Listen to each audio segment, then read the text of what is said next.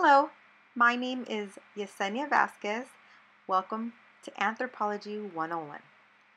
Today I will be discussing human evolution, the downsides of bipedality.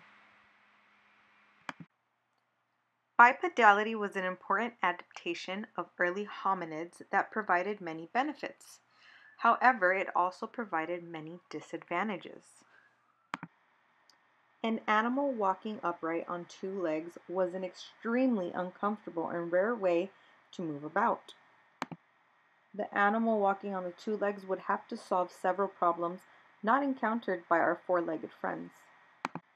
Critical among these things is the issue of balancing the body's weight over the two limbs, and often over one limb.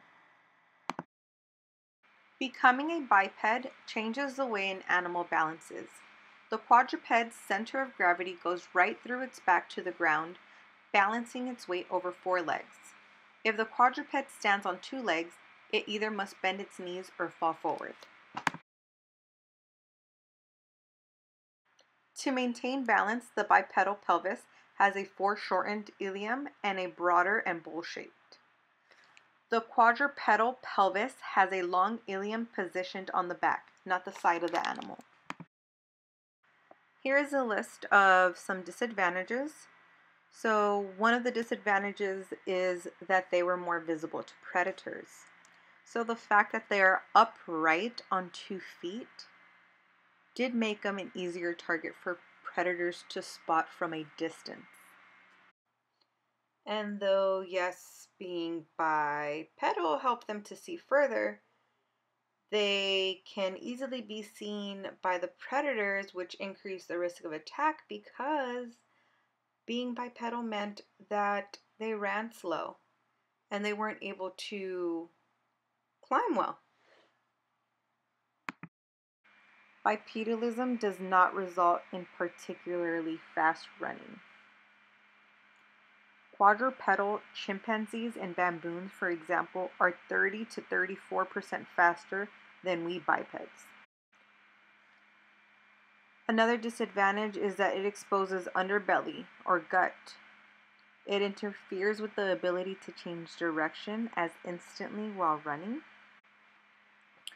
Standing upright didn't allow them for fast locomotion. They had frequent lower back problems and circulatory problems, and serious impediment if one leg was injured.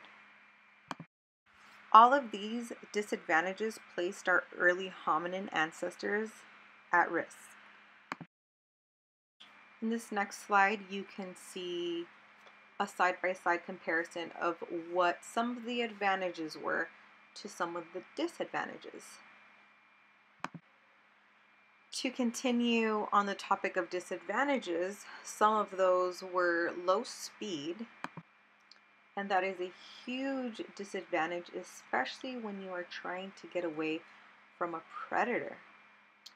They had a decreased ability to climb. Once again, trying to get away from a predator must have been pretty hard because getting chased down by, let's say, a jaguar or a lion that can actually climb, they would have probably been very disadvantaged at that point. And sadly, a quick and easy meal for a fast animal. It also caused a lot of strain on the back, specifically the spine. Can you imagine? They're not used to standing up, but when we stand up for a couple minutes, or maybe that's just my case, sometimes I feel like I'm standing for hours and it's only been 5 minutes. Our feet and back hurt, so if this is something they're not used to, they really felt that strain.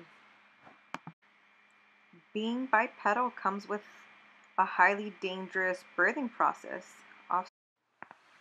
Through evolution into bipedalism, the pelvis morphed into what is now a broad and flat swaddle shape, allowing for the attachment of leg muscle and improved stability of the body. However, it resulted in the severe constriction of the birth canal, making the birth process a whole lot more difficult. And it is a leading cause of mortality rates in women while giving birth in certain parts of the world. So you can only imagine the mortality rate of animals without doctors and medicine and experience. A few other disadvantages that are not on here is that you have to learn to walk on 2 feet. You're not just born already knowing how to walk on 2 feet. You have to learn how to balance yourself. In the slide above, you can see a comparison to a modern human foot compared to a hominin ancestor's foot. And you can see a huge difference, and you can see how much change has happened throughout the years. The evolution from quadruped to biped came with a lot of sacrifice. With evolution, bipedal species are in no position to exploit their habitats effectively, since the feet are unable to grasp and climb trees. They have reduced flexibility. Through the years of evolution, the bipedal species now have a much reduced flexibility in their ankles. This makes climbing harder than it was before evolution took its course. And although you heard a lot of disadvantages for being bipedal, do not feel too bad, because there are far more advantages to being bipedal, and it led to our evolution of the modern human, which is you and me. Thank you so much for taking the time to learn a little bit of the disadvantages of being bipedal.